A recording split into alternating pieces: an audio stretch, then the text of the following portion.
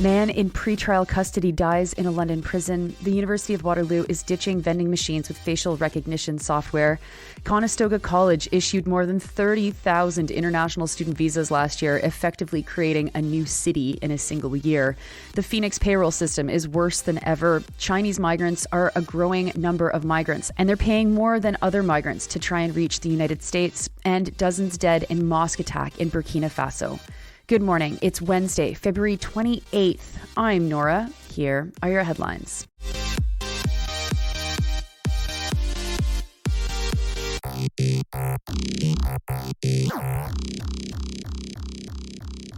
We start this morning in London, where Brian Michael Myers has died while in the custody of the Elgin Middlesex Detention Centre.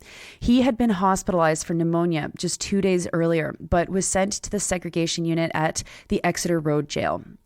Myers was being held in pretrial custody, as in he's one of the overwhelming majority of people in Ontario prisons who have not actually been found guilty of committing a crime. Myers was charged in connection to stealing a U-Haul vehicle. I know the parallel with news from yesterday in Edmonton are kind of wild. So, for having stolen a U-Haul vehicle, allegedly, he was charged with 9 offenses: impaired driving, flight from police, failure to comply with a peace officer demand, dangerous driving, and driving while prohibited. Now, the impaired driving charge is interesting because a trial would allow us to figure out if this guy was really in the right mind to be able to be considered guilty of actually stealing the vehicle. But it's wild to me that someone like this would be kept in prison to await their trial. His first court appearance was the day he was arrested, and he was represented by a legal aid lawyer. In those 6 months, either he or his lawyers have been in court, quote, more than a dozen times, unquote, reports Dale Carruthers from the London Free Press. Most recently, he had been in court on February 14th. While Carruthers doesn't mention this, Global News reports that he was the 22nd person to die in the custody of the Elgin Middlesex Detention Centre since 2009. Next to the University of Waterloo, CBC's Paula Duhacek is reporting that the university has decided to pull vending machines that were tracking the age and gender of people buying stuff from them.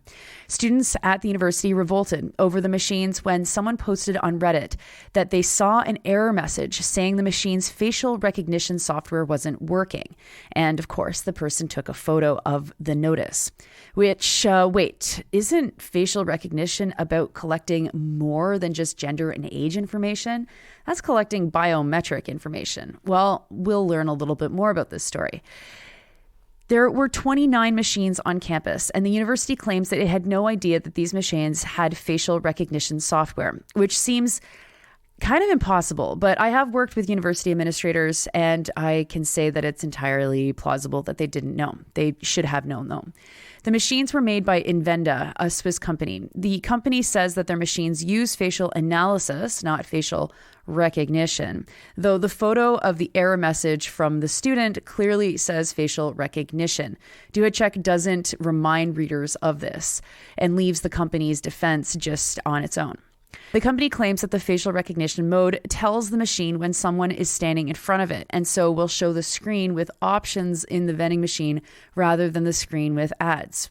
Of course, there's other ways to do that, but anyway.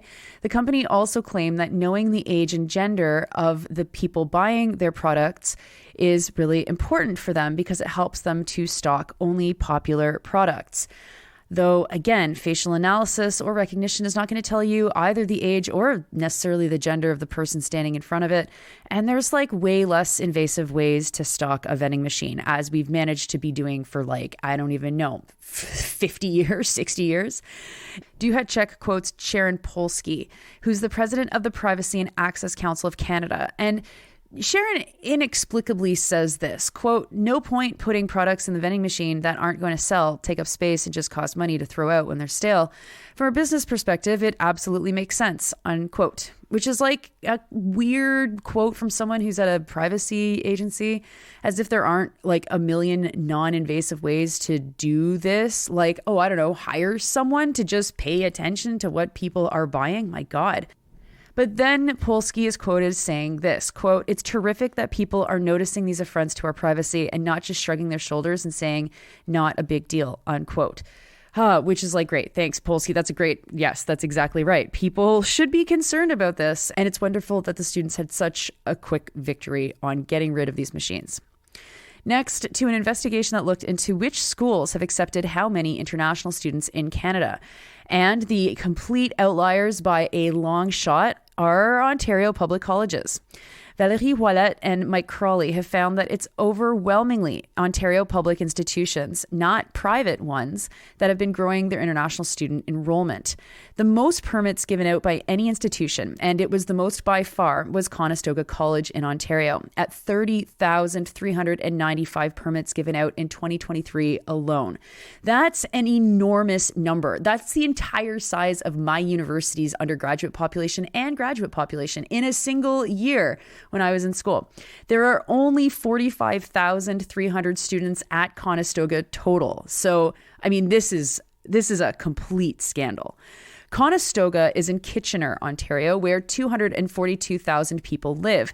So, it's not only an enormous number for the school itself, but it's also an enormous number with huge implications on the city of Kitchener and the region generally. And you know what? This actually doesn't surprise me. I met an equity studies prof from Conestoga recently, and her stories were devastating about how little the college actually cared about these students and how it was clear that they were running an exploitation ring. After Conestoga, the only private school in the top 30 on the list was next, and it's the BC-based University Canada West. They offered 13,913 study permits. Yeah, Conestoga is the biggest by more than double any other school in Canada. After that school is Fanshawe, Niagara, and Seneca, who all offered 11,000 permits each. And then the list goes on from there. Lambton, Centennial, Algoma, Sheridan, and Fleming are all on the list of the top 10.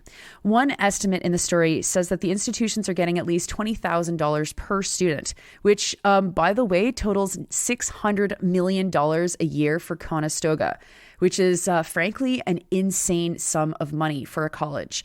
When I was at Toronto Metropolitan University's Board of Governors, our entire operating budget was just over half of that. Anyway, you can look at the rest of the investigation if you'd like. It goes into labor market statistics and trends and other programs that colleges run to attract international students. But it must be said, there is a direct line between the fact that Ontario college student unions were taken over and then depoliticized by administrators in the 1990s and the administrations doing this today. A straight and direct line. And if you think that immigration policy is so important for the federal government to manage in a way that responds to what Canadians want and Canadians see, and that responds to the needs that Canadians have, how many Canadians want to bring family and friends from other countries, which is important in settlement and making sure people come to Canada and have supports and have friends and are able to thrive. All of that is taken away when the colleges are given carte blanche to do whatever they want solely for the purpose of finding money.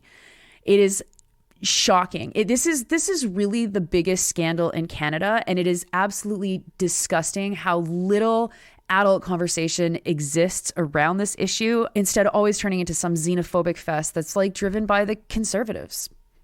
Next, the National Employee Payroll software system Phoenix is in the news again, rising from the ashes from previous Phoenix stories. The Public Service Alliance of Canada's president, Chris Allward, marked the 8th anniversary of the implementation of the payroll system. And in that period of time, over 8 years, a pile of 444,000 unsolved payroll problems have piled up.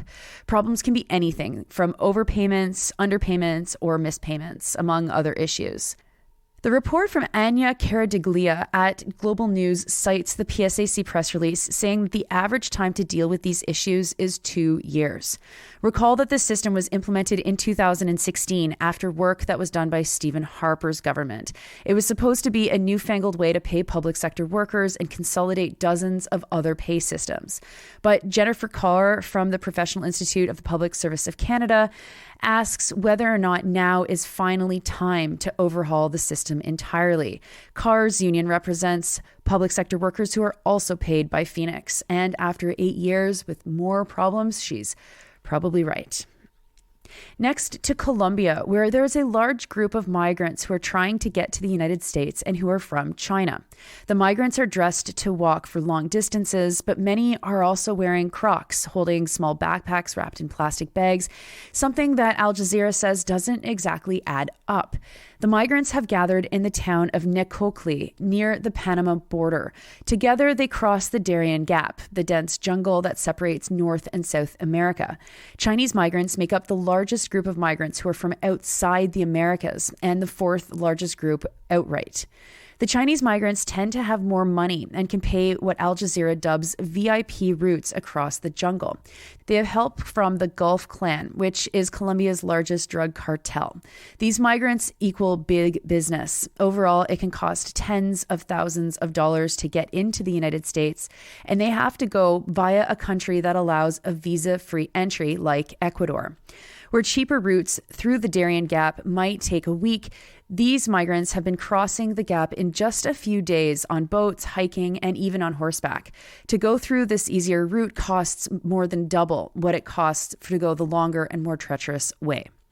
Al Jazeera talked with some migrants about why they've decided to make the journey. One man, Wu Xiaohua, said that since the pandemic, he's been struggling to afford to live. Another migrant, Huang, was working as a masseuse, but COVID lockdowns killed her employment. Subsequent to the increased movement of Chinese migrants, arrests at the U.S. border have bounded for Chinese migrants.